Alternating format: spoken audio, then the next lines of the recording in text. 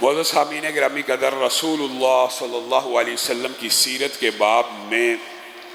خطوط کے موقع کے اوپر ہم پہنچے ہوئے ہیں۔ صلح حدیبیہ کے بعد جو رسول اللہ صلی اللہ علیہ وسلم کو صلح کرنے کے بعد اطمینان اور سکون اور امن نصیب ہوا، رسول اللہ صلی اللہ علیہ وسلم نے اس وقت سے فائدہ اٹھاتے ہوئے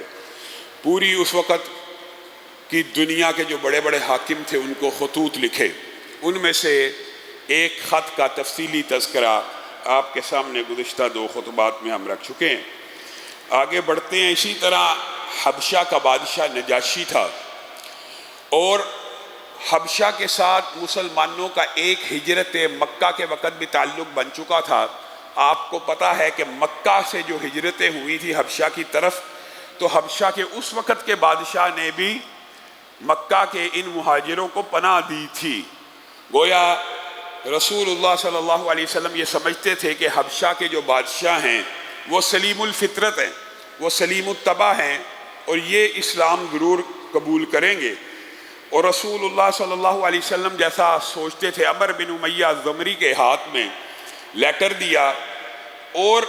اب یہ جو حبشہ کے بادشاہ تھے ان کا لقب نجاشی ہوا کرتا تھا۔ نجاشی کسی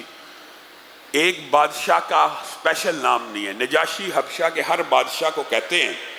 جس طرح ہرقل قیصر روم ہرقل ایک لقب ہے، جس طرح کسرا ایک لقب ہے، اسی طرح نجاشی بھی ایک لقب ہے، جیسے فرعون ایک لقب ہے۔ تو اس وقت جو حبشہ کا بادشاہ تھا، رسول اللہ صلی اللہ علیہ وسلم نے اس کو لیٹر لکھا، اور رسول اللہ صلی اللہ علیہ وسلم کے جو خطوط تھے، وہ جو لیٹرز تھے، ان میں ایک چیز کامن تھی جو اہل کتاب کو لکھے جاتے تھے۔ ان میں رسول اللہ صلی اللہ علیہ وسلم یہ دعوت دیتے تھے، تعالو، آ جاؤ اس کلمے کی طرف جو تمہارے اور ہمارے درمیان مشترک ہے، کیونکہ اہل کتاب کا اور اہل اسلام کا رب ایک ہے۔ ان کو بھی اللہ رب العزت کا علم ہے۔ اہل کتاب عیسائی ہوں، یہودی ہوں، مسلمان ہوں، سب کے نزدیک رب وہی ہے جو نبیوں کو بھیجتا ہے۔ نبی اپنے اپنے ختم نبوت کا عقیدہ اپنا اپنا، فلسفہ اپنا اپنا، لیکن رب کے رب ہونے میں کوئی انکار موجود نہیں تھا۔ تو رسول اللہ صلی اللہ علیہ وسلم نے یہاں بھی لیٹر کی ابتدا اسلم تسلم، یہ جو رسول اللہ کا جملہ معروف ہے، ہر لیٹر میں موجود ہے، ہر لیٹر میں۔ اور اس سے مراد صرف دنیا کی سلامتی نہیں ہے، اسلم، اسلام قبول کرو، امن میں رہو گے۔ یہ بات میں مانتا ہوں کہ مستشرقین نے رسول اللہ صلی اللہ علیہ وسلم کے اس جملے کو ہمیشہ دھمکی کا کہ یہ مسلمانوں کا جو نبی تھا، پیغمبر تھا، آج سے 1400 سال قبل، جب کوئی ہتھیار موجود نہیں تھے، جب کوئی ٹیکنالوجی موجود نہیں تھی، جب پاور اتنی نہیں تھی، تب بھی دھمکی لگایا کرتے تھے۔ یہ مستشرقین کا خیال ہے، لیکن حقیقت میں اگر اس جملے کی گہرائی میں غور کریں، اسلام قبول کرو سلامت رہو گے، اس سے مراد صرف دنیا کی سلامتی نہیں تھی، اس سے مراد آخرت کی ذمہ داری بھی تھی۔ اور رسول اللہ صلی اللہ علیہ وسلم جہاں پہ اس دنیا میں ان کو امن و امان کی نوید سنا رہے تھے، ہاں اس سے ہمیں بھی انکار نہیں ہے کہ یہاں پہ دنیا تھی ہی نہیں، دنیا بھی تھی، دنیا بھی ہو سکتی ہے، اور رسول اللہ صلی اللہ علیہ وسلم کا یہ ارادہ بھی ہو سکتا ہے کہ اسلام قبول کر دو۔ اور یہ باقی خطوط جو خلفاء نے لکھے، وہاں تو یہ باقاعدہ بات سمجھ آتی ہے کہ یہ اسی دنیا کے بارے میں بھی تھا، اسلام قبول کرو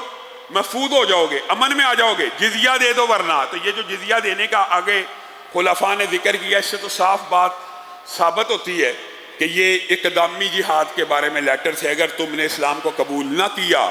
تو ہماری سلطنت بالآخر یہاں تک پہنچ جائے گی، اسلام کو قبول کر لو، اسلم تسلم، اسلام قبول کرو محفوظ ہو جاؤ گے۔ پھر رسول اللہ صلی اللہ علیہ وسلم نے یہ جو نجاشی کو لیٹر لکھا، اس میں حضرت عیسیٰ کا ذکر بھی کیا، کیونکہ پتہ تھا اہل کتاب ہے، عیسائی ہے، اور حضرت عیسیٰ کے حوالے سے یہ گفتگو کی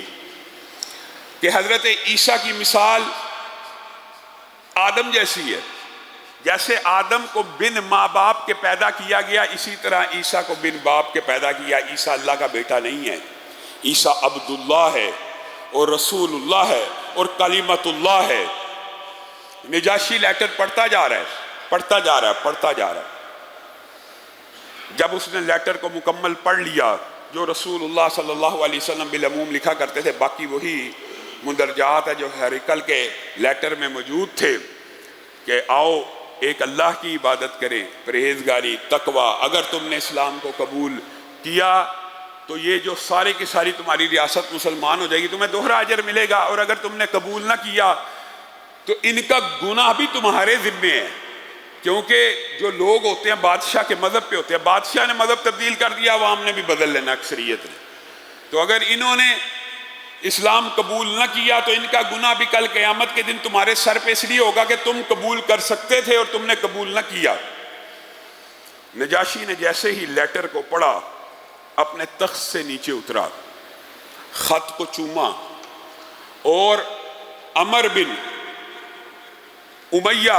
زمری جو لیٹر لے کے گئے تھے وہاں پہ یہ بات بھی ملتی ہے تاریخ میں، اور ڈاکٹر حمید اللہ نے اس خط کے بارے میں ڈاکٹر حمید اللہ نے ایک بات کہی ہے کہ یہ خط وہ ہے جو رسول اللہ نے ہجرت کے وقت لکھا، یہ خط وہ ہے جو یہ صلح حدیبیہ کے وقت لکھا، اور یہ خط وہ ہے جو اس نجاشی کے مرنے کے بعد، اس کے بعد جو نجاشی ہے، یعنی بنیادی طور پہ نجاشی کے حوالے سے سیرت میں اور تاریخ میں 3 خط ملتے ہیں۔ ایک لیٹر وہ ہے جو ہجرت کے موقع پہ رسول اللہ نے لکھا کہ میرے چچا زاد آ رہے ہیں، ان کا خیال رکھنا، اکرام رکھنا۔ دوسرا لیٹر یہ ہے جس کا آج ذکر کر رہے ہیں، اس لیٹر کے اندر یہ بات بھی لکھی تھی میرے چچا زاد کو اور جتنے مہاجر ہیں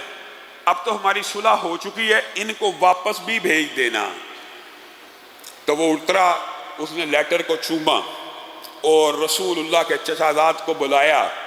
اور ان کے ہاتھوں کے اوپر اسلام کو قبول کیا، اور ان کے لیے 2 کشتیوں کا بندوبست کیا کہ وہ واپس امن اور سکون سے رسول اللہ صلی اللہ علیہ وسلم کے پاس پہنچ جائیں، اور جوابی خط بھی لکھا، اور اس خط میں لکھا آپ کا خط مجھے موصول ہوا، آپ نے جس چیز کی مجھے دعوت دی میں نے آپ کے چچا زاد کے ہاتھ کے اوپر اس اسلام کو قبول کر لیا، اور میں اکرام کرتے ہوئے تحفے تحائف کے ساتھ آپ کے رشتہ داروں کو واپس بھیج رہا ہوں۔